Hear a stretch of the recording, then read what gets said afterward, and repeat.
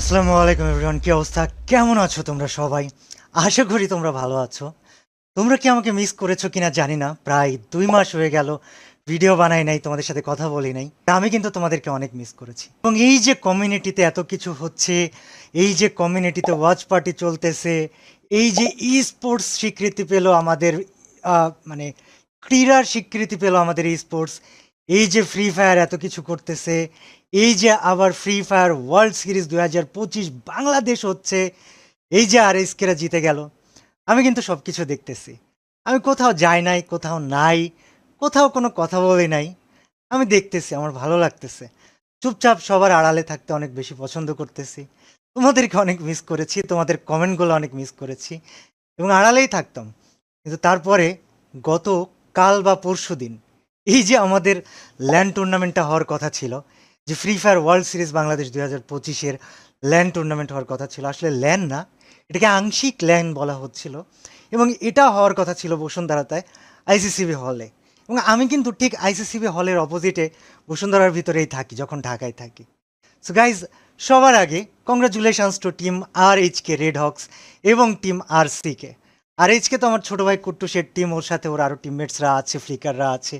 So ওরা অনেক দিন ধরে কনসিস্টেন্সি দেখিয়েছে এবং যদি তোমরা পয়েন্ট দেখো তবে দেখবা যে আর এইচকের পয়েন্ট ১৭৩, যেখানে আর সির পয়েন্ট ৯৯, তারপরে বাকিদের পয়েন্ট। সো এখানে স্কিল গ্যাপটা দেখেছো? সো আর এইচকে কিন্তু রাইট নাও স্কিলের দিক থেকে আনস্টপেবল, এবং ওদের জন্য বিশাল কংগ্রাচুলেশনস। ওরা ইন্দোনেশিয়া যাচ্ছে, জাকার্তা যাচ্ছে, মানে যেই ফ্রি ফায়ার, যেই স্পোর্টস, যেই টুর্নামেন্টের জন্য সে ২০২১-২২ সালে ব্যান হওয়ার পর থেকে তোমরা আন্দোলন করলে, এত ঝামেলা করলে, এত কিছু করলে, সেটার এখন সময় ফল পাবার। বাট আসলে কি ফল পাচ্ছ? আর এইচকে এবং আরসিকে তো বিশাল কংগ্রাচুলেশনস জানাইলাম। বাট তারপর একটু আমরা সাইডে যাই। আমাদের একটু সাইডে যাওয়া উচিত, সাইডে যাওয়া দরকার। কেন দরকার আমি তোমাদেরকে বলি। দেখো, আমরা যারা ফ্রি ফায়ার খেলতেছি বা আমরা যারা পুরাতন সময় থেকে আছি, আমরা দেখেছি মাঝখানে একটা সময় গেল স্পোর্টসের যে প্লেয়াররা, তারা এতটা বেশি কষ্টের মধ্যে ছিল, উদ্গ্রীব ছিল, খারাপ সময়ের মধ্যে ছিল। একটা দিন, একটা রাত ছিল যখন ১,০০০-এর মতো স্পোর্টস প্লেয়ার ডিসকর্ডে এক হইল, হয়ে কন্টেন্ট ক্রিয়েটর বা ফ্রি ফায়ার অফিসিয়ালদেরকে হুমকি দিতে আসলো যে ভাই, আমরা কিন্তু কোর্টে যাব, আমরা মামলা করব, আমরা এই করব, আমরা সেই করব, হ্যান ত্যান ৭ শতর। এবং এই হুমকিগুলো তারা দিচ্ছিল যেন তারা টুর্নামেন্ট পায়, কারণ অফিসিয়াল থেকে তাদের জন্য কোনো টুর্নামেন্ট দেওয়া হচ্ছিল না। এবং সেই জায়গাতে যখন সবাইকে হুমকি দামকি দেওয়ার পরে এমন একটা সিচুয়েশান আসছিল যে মডারেটর পর্যন্ত চাকরি ছেড়ে দিয়েছিল, ফ্রি ফায়ার অভিভাবক শূন্য হয়ে গিয়েছিল। আমি ছিলাম, মিস্টার ট্রিপলার ভাই ছিল, তালা ছিল, অন্যান্য ইউটিউবাররা ছিল। কে কী করেছে আমি জানি না, বাট যখন আমি ওই ডিসকর্ডে গেছিলাম, ওই হুমকি শোনার পরে সবাইকে ঝাড়ি মারছিলাম যে তোমরা পাগল হয়ে গিয়েছো, তোমরা কাকে, কাদেরকে হুমকি দিতে আসছো, তোমরা ঠিক হও। তারপরে আমরা ইউটিউবাররা আমাদের উদ্যোগে কিন্তু টুর্নামেন্টও দিয়েছিলাম এবং আমরা কিছুটা সময় রেখেছিলাম, চেষ্টা করেছিলাম টিকিয়ে রাখার জন্য। এরপর তো মানে স্পোর্টস জিনিসটা ক্রীড়ার স্বীকৃতি পাইল। বাট আমাদের ফ্রি ফায়ারের অফিসিয়াল থেকে বলো, অডিয়েন্স বেজের থেকে বলো, বা এই যে যারা স্পোর্টসের মাথা হতে চেয়েছিল ওদের থেকে বলো, যাদের থেকেই বলো না কেন, ওরা কি অ্যাকচুয়ালি স্পোর্টসের জন্য বা ফ্রি ফায়ারের জন্য অ্যাকচুয়ালি করার মতো কিছু করেছে? আমি কথাটা খুব হার্শভাবে বললাম, খুবই কঠোরভাবে বললাম, কিন্তু কেন বললাম সেটা শোনো। বাংলাদেশের রাইট নাও যদি হিস্ট্রিতে দেখো, তবে দেখবা ফ্রি ফায়ারের অডিয়েন্স সব থেকে বেশি, সব থেকে বেশি বলতে সব থেকে বেশি। We have the most subscribed YouTube channels, we have the most biggest YouTubers, we have the most amount of followers, we have the most amount of live watching, we have the most amount of downloads right now in Bangladesh. তো আমাদের কমিউনিটির থেকে তো বড় community অন্যান্য স্পোর্টসে নাই। কিন্তু আমরা কি আমাদের কমিউনিটিটাকে, বা আমাদের অফিসিয়ালস হোক, আমাদের ইউটিউবার্সরা হোক, ইনক্লুডিং আমরা হোক, বা যারা এই স্পোর্টসের মাথা তারা হোক, বা টুর্নামেন্ট অর্গানাইজার্সরা তারা হোক, কেউ কি ফ্রি ফায়ারটাকে তার পোটেনশিয়াল অনুযায়ী দিচ্ছে, তার পোটেনশিয়ালের জায়গায় নিয়ে যাচ্ছে? তো গাইজ, আমি আড়ালে ছিলাম, খুব ভালো ছিলাম, খুব শান্তিতে ছিলাম, গেমের ভিডিও বানাইতেছিলাম না। একটা সময় ছিল ভিউজের জন্য যা খুশি তাই করতেছিলাম, এটা ক্রেজ পাইতেছিলাম, ফেম পাইতেছিলাম, সাবস্ক্রাইবার্স পাইতেছিলাম, টাকা ইনকাম হচ্ছিল। বাট তোমরা একটা বিষয় কি জানো? আহ, হয়তোবা এগুলো আমি আর করব না। মানে কিছু পরিবর্তন, কিছু চেঞ্জ, কিছু জিনিস আছে, এগুলো না বলাই থাক। পরিকল্পনা আমি কাউকে বলবো না, শুধু আল্লাহ জানে আর আমি জানি। তবে তোমরা হয়তো একসময় দেখতে পারবা। বাট আমি না কিছুদিন আছি, এগুলো সমাধান করতে হবে। দুনিয়ার ঝামেলা থেকে দূরে থাকতে খুব ভালোবাসতেছিলাম, পছন্দ করতেছিলাম, খুব শান্তিতে ছিলাম।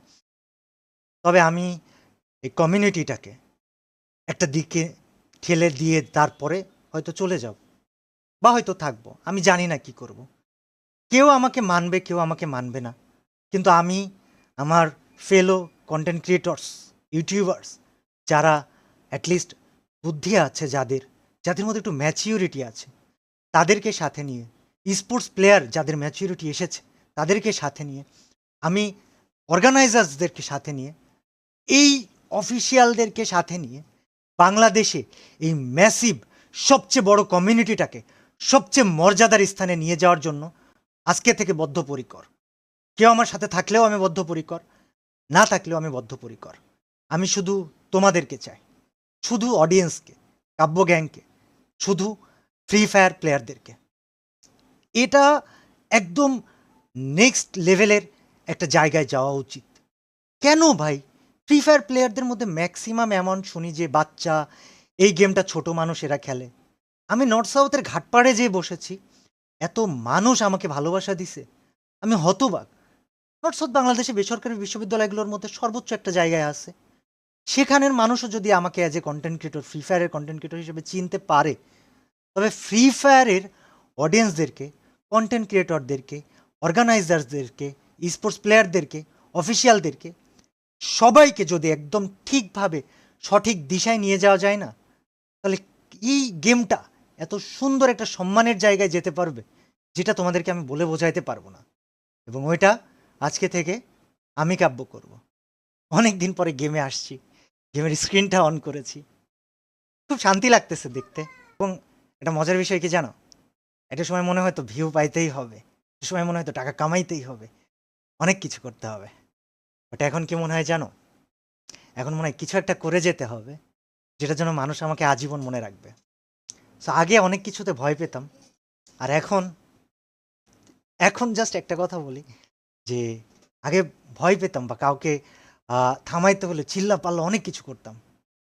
এখন সবচেয়ে ধীর স্থিরভাবে, সবচেয়ে নরম কণ্ঠে, সবচাইতে ইফেক্টিভ কাজগুলা করে দেখাইতে চাই। আমার জন্য দোয়া করো, আমার সাথে থাইকো। আর এটা বিশাল অ্যামাউন্ট অফ মানুষ আমাকে প্রশ্ন করতেছে, কল দিতেছে যে ভাই, আপনার চ্যানেলের 1800 ভিডিও কোথায় গেল? ওয়েল, কোথায় গেল কি হলো তোমাদেরকে বলবো না। তবে বিষয় হচ্ছে যে একটা পরিকল্পনা ছিল, আছে। আমার জন্য দোয়া করো যেন আমি পরিকল্পনাটা বাস্তবায়ন করতে পারি। এবং তোমরা আমাকে মনে রেখো আজীবন।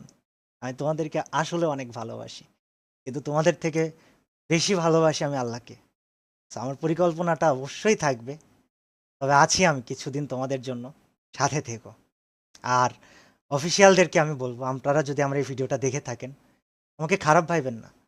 আমি এই কমিউনিটি, এই গেম, এটা আমার কাছে খুবই ভালোবাসার জায়গা। আপনাদেরকে আমি অনেক সম্মান করি, অনেক রেসপেক্ট করি। বাট আপনাদেরকে না দায়িত্ববান হতে হবে। অর্গানাইজার্স, আপনাদেরকে দায়িত্ববান হতে হবে। স্পোর্টস প্লেয়ার, তোমাদেরকেও দায়িত্ববান হতে হবে। এবং আমি নেতা হতে আসিনি, কিন্তু আমি সবাইকে সাথে নিয়ে কিছু পরিবর্তন করে যাব ইনশাআল্লাহ। আমাকে অনেক অনেক জায়গা থেকে, আমি ফ্রি ফায়ার ক্রিয়েটর বলে অনেক সময় অনেক কথা বলা হয়েছে যে কি করতেছেন আপনি, হ্যান ত্যান ৭-১৭।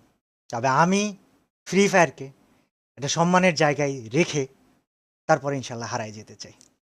আল্লাহ হাফিজ সবাইকে, আবারও দেখা হবে। এবং নিয়মিত ভিডিও দিতে পারি, বা কিছুদিন পর পরও দিতে পারি, আবার নাও দিতে পারি। কিন্তু তোমরা আমার ভিডিও পেলে সবার কাছে পৌঁছে দিও। যে কয়দিন আছি কিছু একটা চেঞ্জ করেই যাই, চলো। আল্লাহ হাফিজ সবাইকে, দোয়া করো আমার জন্য। Bye bye. আর আমি তোমাদের সবাইকে আসলে অনেক ভালোবাসি।